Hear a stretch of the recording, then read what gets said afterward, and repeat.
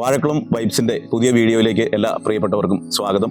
ഇന്ന് നമ്മൾ കാണാൻ പോകുന്നത് വാഴക്കുളത്തിൻ്റെ അഭിമാനമായ വാഴക്കുളത്തെ സെൻറ് ജോർജ് ഹോസ്പിറ്റലിനെ കുറിച്ചാണ്. കഴിഞ്ഞ 70 വർഷക്കാലമായി വാഴക്കുളത്തും സമീപ പ്രദേശങ്ങളിലുമുള്ള ആളുകൾക്ക് വലിയ ഒരു ആശാകേന്ദ്രമായിട്ടാണ് ഈ സ്ഥാപനം പ്രവർത്തിക്കുന്നത്.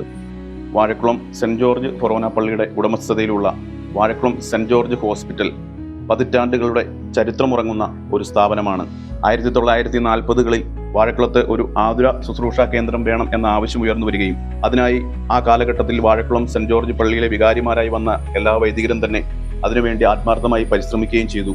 എന്നാൽ 1955 അന്നത്തെ വികാരിയും പിന്നീട് കോതമംഗലം രൂപതയുടെ പ്രഥമ മെത്രാനുമായി നിയമിതനായ അഭിവന്ദ്യ മാർ മാത്യു പോത്തനാമുഴിയുടെ കാലത്താണ് ആശുപത്രി യാഥാർത്ഥ്യമായത്. 1955 ഓഗസ്റ്റ് മാസം 28-ാം തീയതി അന്നത്തെ ആരോഗ്യ വകുപ്പ് മന്ത്രിയായിരുന്ന A Rahim Vazhakulam Saint George ആശുപത്രി ഉദ്ഘാടനം ചെയ്തു.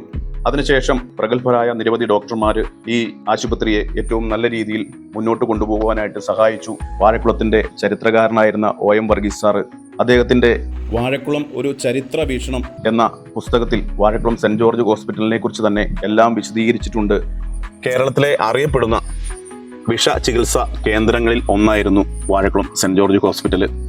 അതിനുശേഷം നമ്മുടെ സമീപ പ്രദേശങ്ങളിലെല്ലാം ഒരുപിടി മൾട്ടി സ്പെഷ്യാലിറ്റി ഹോസ്പിറ്റലുകൾ ഉയർന്നു വന്നപ്പോൾ സെൻറ് ജോർജ് ഹോസ്പിറ്റലിന്റെ പ്രസക്തി പതിയെ കുറയാനിടയായി. പെയിൻ ആൻഡ് പാലിയേറ്റീവ് രംഗത്ത് വീണ്ടും ഒരു വലിയ മാറ്റത്തിന് തുടക്കം കുറിച്ചുകൊണ്ട് വാഴക്കുളത്ത് നിർധനരായ പാവപ്പെട്ടവരായ മരണത്തിനോട് മല്ലിടുന്ന ആളുകൾക്ക് പാലിയേറ്റീവ് സുരക്ഷ നൽകുന്ന പെയിൻ ആൻഡ് പാലിയേറ്റീവ് കെയർ തുടങ്ങുകയും ഏറ്റവും നല്ല രീതിയിൽ അതിപ്പോൾ പ്രവർത്തിച്ചു വരുന്നു.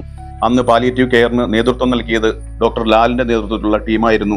അതിനുശേഷം ഈ ആധുനിക കാലഘട്ടത്തിൽ doctor Mathews Nambeli, doctor Sony James, അതുപോലെ തന്നെ എടുത്തു പറയേണ്ട സേവനം നൽകുന്ന MSJ സിസ്റ്റേഴ്സ്, ഏറെ അർപ്പണ മനോഭാവത്തോടു കൂടി രോഗികളെ ശുശ്രൂഷിക്കുന്ന നഴ്സുമാർ എല്ലാം ഈ ഹോസ്പിറ്റലിനെ ഇന്ന് അതിന്റെ പഴയ പ്രൗഢിയിൽ നിലനിർത്താൻ വേണ്ടി പരിശ്രമിച്ചുകൊണ്ടിരിക്കുകയാണ്.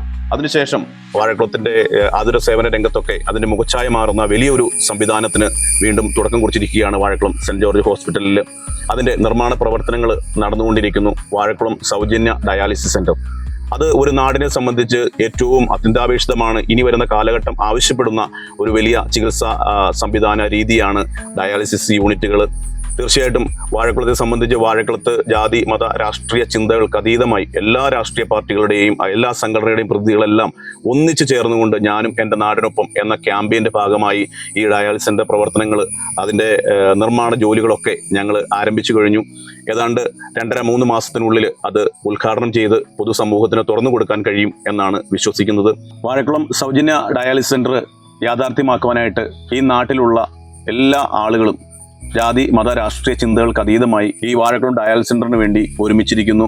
ഈ ഡയാലിസിസ് സെന്ററിന് ആവശ്യമായിട്ടുള്ള ഡയാലിസിസ് മെഷീൻ ഉൾപ്പെടെ അല്ലെങ്കിൽ ഒരുപിടി മെഷീനറികൾ നമുക്ക് ഇതിന് ആവശ്യമുണ്ട്. വാഴക്കുളത്തിന്റെ വൈബ് പൈനാപ്പിൾ ആണെങ്കിൽ വാഴക്കുളം ഇനി മുതൽ കരുതലിന്റെയും കൂടി നാടായി അറിയപ്പെടും. അങ്ങനെ അറിയപ്പെടണം എന്നാണ് ചിന്തിക്കുന്നത്, വിശ്വസിക്കുന്നത്.